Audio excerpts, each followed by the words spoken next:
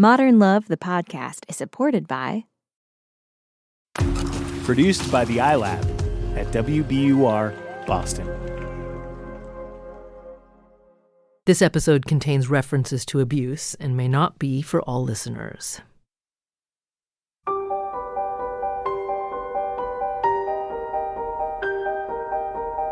From the New York Times and WBUR Boston, this is Modern Love. Stories of love, loss, and redemption. I'm your host, Meghna Chakrabarty.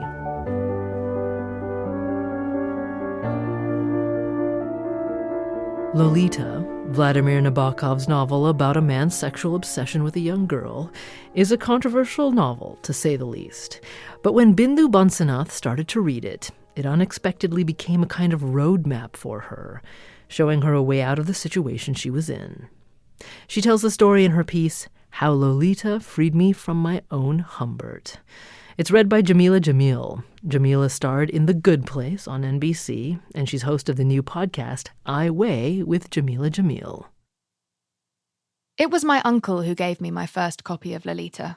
My father had refused to buy it for me at the bookstore we often visited together. "Why that book?" my father said as he and I arrived home. "I just want it." We removed our shoes at the door, where religious superstition required all things unclean to be left. I wanted to read it. I was 15, a sophomore in high school, and had learned of Lolita from an English teacher who had summarized the plot, citing it as an example of unreliable narration. My uncle knew the basics, the trope of the precocious girl, the Japanese fashion subculture, the heart-shaped glasses, but he'd not actually read the novel when he gave it to me as a gift a few weeks later, after I told him my father wouldn't buy it. My uncle liked to buy me gifts, both little and lavish, what my parents could not afford, what they forbade me to have. The benefactor role made him feel as if he were filling in gaps that my parents' conservatism had left in my life.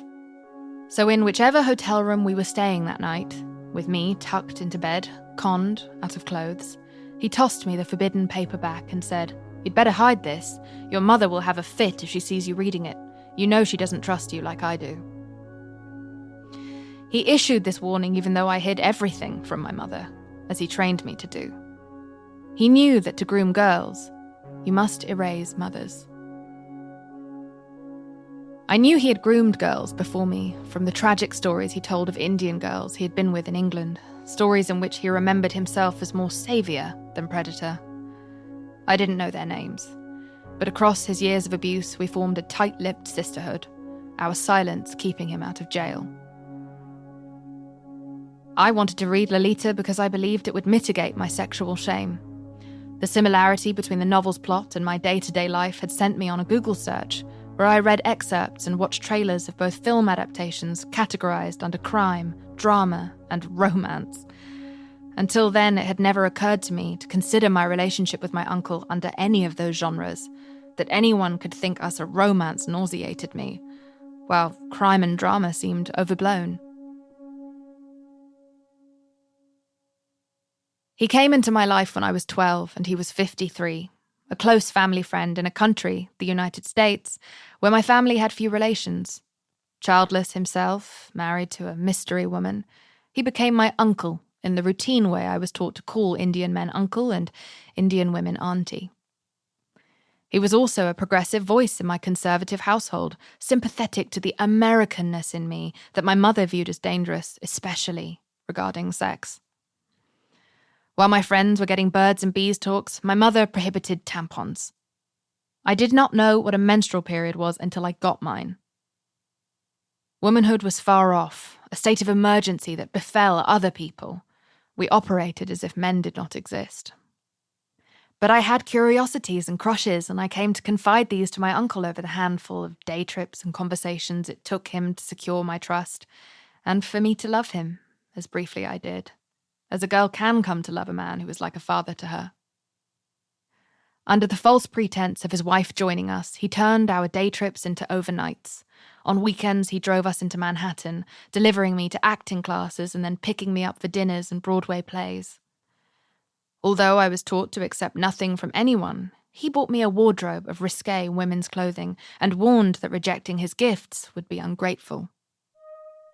At an age when I considered myself invisible to men, he found gratification in pointing out when a man on the street looked at me. I gazed at myself in the mirrors of the ritzy hotels where we stayed in rooms so extravagant that I was self-conscious about taking up space. Manhattan hotel rooms became Boston hotel rooms, became Connecticut hotel rooms, became seaside resorts and other locations I have worked diligently to forget.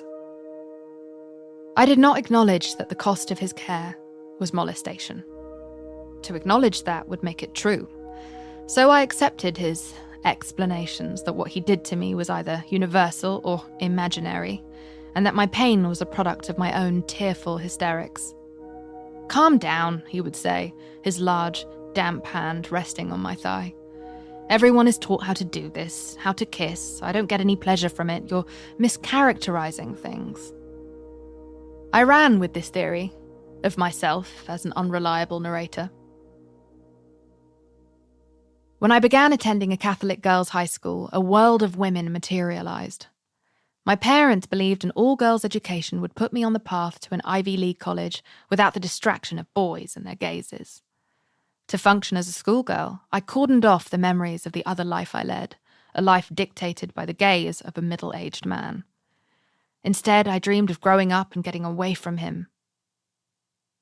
When, during a car ride, I spoke about my hopes for college, he promised to get an apartment wherever I attended. He dreamed I would come home to him after class and live with him like a surrogate wife. I wept, devastated by the prospect of a future without exit. At the intersection, he kissed my forehead, apparently mistaking my tears for joy.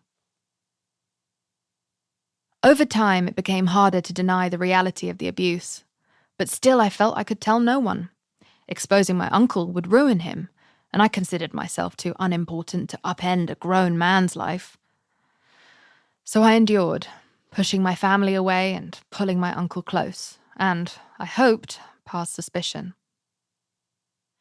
I felt as if I were growing into two identities, the woman I was and the woman as object eclipsing her. And in Lolita I found a strange validation, that there was glamour to be had as an object of desire. If a pedophile's gaze could be normalized and even beautified, then perhaps I could normalize and beautify my own situation.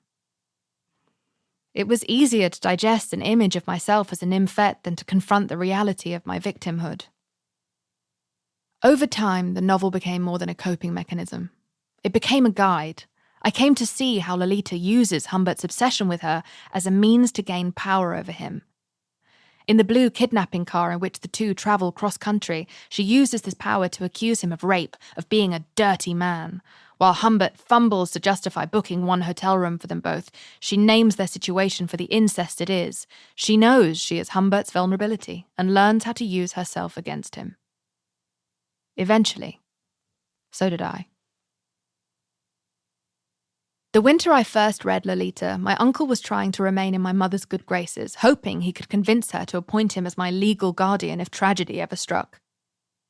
He was thrilled by the growing friction between my mother and me, fights precipitated by the sexy way I had started to dress, and by her suspicion that I sneaked around with college men after school.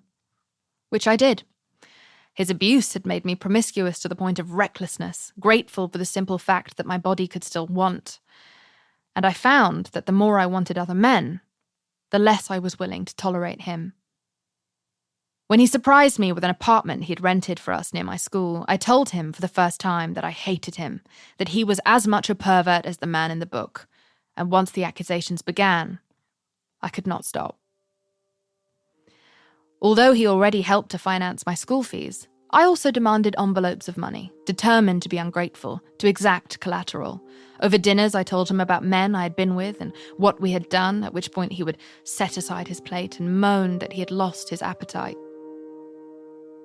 It would be a few months before I reached my breaking point and exposed him to a school teacher, someone I knew would be legally bound to report him. Soon after, at the police station, I supplied an affidavit. I sat in a room full of officers who prompted and recorded me through an incriminating phone call with my uncle, the contents of which were then played back to him after his arrest, after he had dismissed the molestation charges as my mischaracterizing things. I had not mischaracterized. The story I told was neither unreliable nor glamorous, and it didn't belong to him. It was, and is, mine.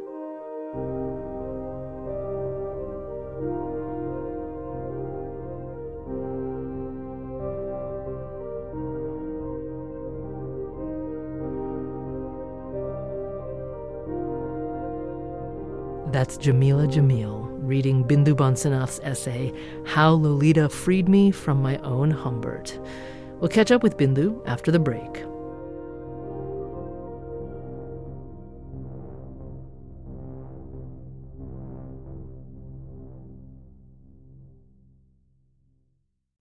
Bindu Bansinath was 21 when her essay was published in February 2018, in the middle of the Me Too movement. She says she thought a lot about what it would be like to publish this story. For so long, I had carried that experience around with me as a secret, as something I was supposed to hide. And then now I was going to put it out for the whole world to read and see. Also, at that time, I think a lot of Me Too voices were coming out, and there weren't very many from South Asian women. And I felt like what I could possibly do in terms of reach with this essay was maybe more important than my anxieties about putting it out. And the essay did reach a lot of people. Friends I had not spoken to in years, friends who kind of knew me at the time that these events were unraveling in my life, had all messaged me with really thoughtful things and a lot of kind of, I didn't know that you were going through this. That was one side of it. And then the other side was strangers. And I was really kind of worried how it would be received. But then I was kind of warmed and heartened to see how many people called it brave or, privately shared with me that they had had similar experiences and they were very moved by the essay. And that was, that was quite something to hear. Bindu doesn't know whether the man who abused her has read the piece. He spent several months in jail, but he's been released. Now he's a registered sex offender, and Bindu says that after he was released, she did worry about her own safety. I was nervous because in the end I really did speak out against him, and I always felt the anxiety of I had changed the course of his life, even though he changed the course of my life. And yeah, I was always afraid that he would feel vengeful about that and I would have to face that in some way. But at the same time, it kind of goes back to there's a part of me that hopes that he read it and knows that manipulating me into silence or manipulating anybody into silence it won't work. Bindu says that while crafting her own narrative was powerful, it wasn't the end of the healing process. In fact, the aftermath of these experiences definitely does crop up in my daily life, in my relationships, and kind of in everything. And that is frustrating. I think that I really struggle with romantic relationships. And this is a really frustrating thing because you would think that I had this terrible experience. I don't want to have any more terrible experiences. I want to meet good people or kind people. But in fact, it kind of, you sometimes seek people that replicate patterns that were going on in that relationship. And I know that I can be in unhealthy relationships. I know that I enter them and that I stay in them longer than I should. And I can understand it, but then I'll still do it. And I feel like there's so many things that I have to rewrite in my body and rewrite in terms of what does love mean to me? What does a good relationship look like? So I'm still searching for that. I think it's very easy and kind of inevitable that if you go through something like this, you learn to devalue yourself because somebody is devaluing you. And it can be really hard to work from a place of that little self-esteem and that little sense of self-worth. An important part of healing is, sounds very cliche, but like loving yourself and being aware of what your worth is. And if I can't afford myself that kind of graciousness and humanity, then I think about, what if my friend was in this situation? Would I let them accept what I am accepting? And obviously the answer is no. So I just think it's like driving home that you are worth so much. And if you can't see it, think about the people you love as well, and treat yourself like one of them. That's Bindu Bansinath. She's currently at work on an MFA at Columbia University and writing her first novel. Her modern love essay will be included in an upcoming anthology called Lolita in the Afterlife. That's out in 2021. Also, today is her birthday, so happy birthday, Bindu.